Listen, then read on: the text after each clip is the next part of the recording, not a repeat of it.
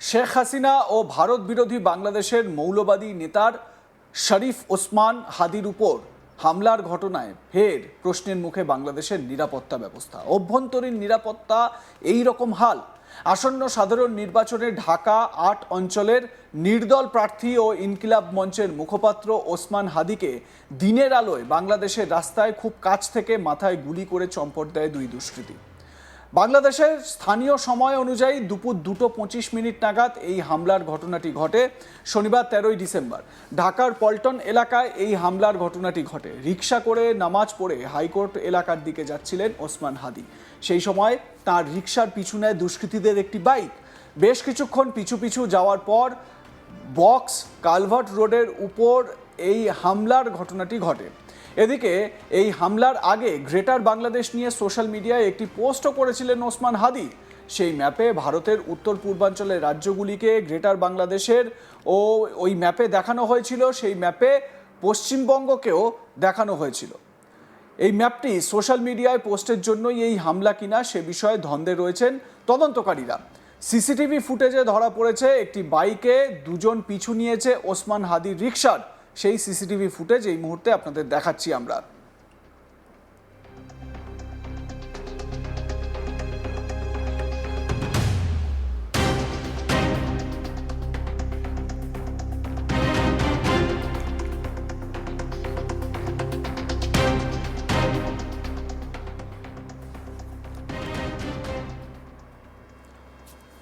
CCTV ফুটেজে দেখা যাচ্ছে মোটরসাইকেলটি রিকশার পাশে এসে দাঁড়ায় এবং পিছনে বসা আরোহী খুব কাছ থেকে হাদিকে লক্ষ্য করে গুলি চালায়। দুই হামলাকারী হেলমেট পরা ছিল এবং গুলি চালানোর কয়েক সেকেন্ডের মধ্যেই পালিয়ে যায় তারা। ইনকিলাব মঞ্চের আরেক কর্মী মোহাম্মদ রাফি, যিনি হাদির পিছনের একটি রিকশায় যাচ্ছিলেন, জানান যে জুম্মার নামাজের পর তারা হাইকোর্ট এলাকার দিকে যাচ্ছিলেন। তখনই বিজয়নগরের কাছে গুলির ঘটনাটি ঘটে। তিনি বলেন, হামলাকারীরা হঠাৎ গুলি চালিয়ে সেখান থেকে চম্পট হয়ে যায়। হাদিকে দুপুর 2:40 দিকে ঢাকা মেডিকেল কলেজ হাসপাতালে নিয়ে যাওয়া হয় এবং পরে উন্নত চিকিৎসার জন্য একটি বেসরকারি হাসপাতালে স্থানান্তর করা হয়। চিকিৎসকরা জানিয়েছেন হাদির মাথায় গুলির আঘাত লেগেছে এবং বুক ও পায়েও ক্ষত রয়েছে। ধারণা করা হচ্ছে গুলিবিদ্ধ হওয়ার পর রিকশা থেকে পড়ে যাওয়ায় তার পায়ে আঘাত লাগে। জানা গেছে তার অস্ত্রোপচার করা হয়েছে এবং উনি আশঙ্কাজনক অবস্থায় রয়েছেন। হাদিকে সোমবার এয়ার অ্যাম্বুলেন্সে উন্নত চিকিৎসার জন্য সিঙ্গাপুরে নিয়ে যাওয়া হতে পারে বলে খবর পাওয়া যাচ্ছে। গুলিবিদ্ধ অবস্থায় হাদিকে প্রথমে ঢাকা মেডিকেল কলেজ হাসপাতালে নিয়ে যাওয়া হয়। চিকিৎসকদের দাবি, গুলি ডান দিকের মাথা দিয়ে ঢুকে বাঁ দিক দিয়ে বেরিয়ে যায়, তবে মস্তিষ্কে গুলির একাধিক টুকরো আটকে রয়েছে। দ্রুত অবস্থার অবনতি হওয়ায় তাকে বেসরকারি হাসপাতালে স্থানান্তর করা হয়। বর্তমানে ভেন্টিলেশনে রয়েছেন হাদি। চিকিৎসকদের মতে মস্তিষ্কে রক্তক্ষরণ হচ্ছে, পরিস্থিতি অত্যন্ত সংকটজনক। ডাক্তার আব্দুল আহাদ মেডিকেল বোর্ডের সদস্য, তিনি কি বলছেন শুনুন। ব্রেনের স্টেমে যে ইনজুরিটা ছিল সেটা মারাত্মকভাবে ক্ষতিগ্রস্ত হয়েছে এবং ব্রেনে ইস্কেমিয়া আমরা দেখেছি যে অক্সিজেন স্বল্পতা যেটা আমরা লক্ষ্য করেছিলাম সেটা আরও প্রমিনেন্ট হয়েছে। 6 ব্যাগ ব্লাড এবং 5 ব্যাগ ফ্রেশ ফ্রোজেন প্লাজমা পেয়েছে। সেটার ইফেক্টে ডিসেমিনেটেড ইন্টারভাস্কুলার যে কোয়াগুলেশন হয়েছিল সেটা এখন ম্যানেজেবল কন্ডিশনে আছে, কিন্তু সেটার কারণে ব্রেনের যে বিভিন্ন জায়গাগুলোতে সেগুলোতে রক্তগুলো জমাট বেঁধে আছে। তার পরিবার তাকে উন্নত চিকিৎসার জন্য হয়তোবা বিভিন্ন জায়গায় নেওয়ার জন্য চেষ্টা করছে, তবে সেটা তার পরিবার সিদ্ধান্ত চূড়ান্ত বলে আমরা মনে করি। এবং এখানে যে বোর্ড মেডিকেল বোর্ড সিদ্ধান্ত দিয়েছে যে তাদের শারীরিক অবস্থা অবর্বিত রয়েছে এবং সেটা আশঙ্কাজনক। গত 2 দিন যেরকম ছিল ঠিক ওই রকম ভাবে আছে। এদিকে ওসমান হাদির উপর হামলার ঘটনায় তদন্তের নির্দেশ দিয়েছে বাংলাদেশের অন্তর্বর্তী সরকারের প্রধান উপদেষ্টা মোহাম্মদ ইউনূস। হাদির পরিবারের সদস্যদের সঙ্গে দেখাও করেন তিনি। ঘটনার নিন্দাও করেছেন ইউনূস। বিএনপি, জামাত সহ একাধিক বিরোধী দল অবিলম্বে দোষীদের গ্রেপ্তারের দাবি জানিয়েছে। পুলিশ মনে করছে এটি পেশাদার হামলা। গোটা দিনের সিসিটিভি ফুটেজ খতিয়ে দেখে হামলাকারীদের খোঁজে তল্লাশি চলছে। ঢাকার রাজশাহী বিশ্ববিদ্যালয়ের পড়ুয়ারাও হাদির উপর হামলার প্রতিবাদ মিছিল করেন। প্রসঙ্গত, ইনকিলাব মঞ্চ সম্প্রতি অপসারিত প্রধানমন্ত্রী শেখ হাসিনার দল আওয়ামী লীগ ভাঙার দাবিতে সক্রিয় আন্দোলনে সামনের সারিতে ছিল। 2024 সালে ছাত্র আন্দোলনের পর শেখ হাসিনা দেশ ছেড়ে ভারতে আশ্রয় নেন।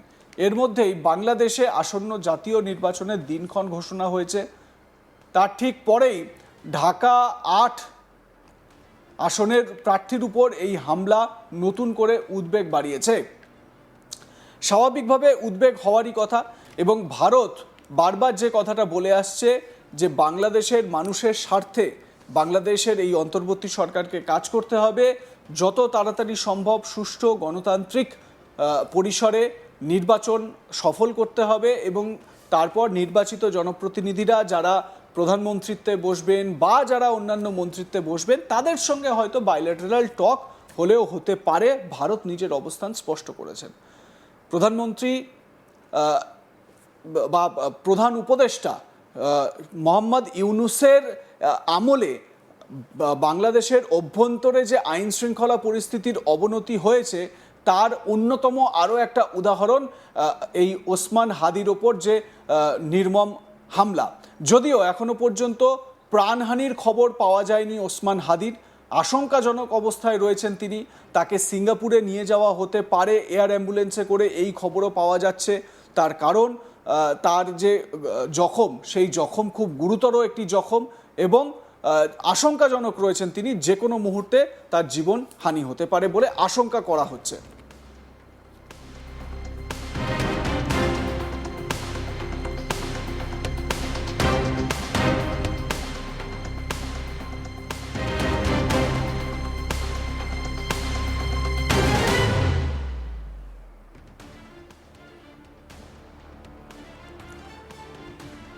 হামলার সময়কার সিসিটিভি ফুটেজটা একবার দেখুন ভালো করে ফুল স্ক্রিনে।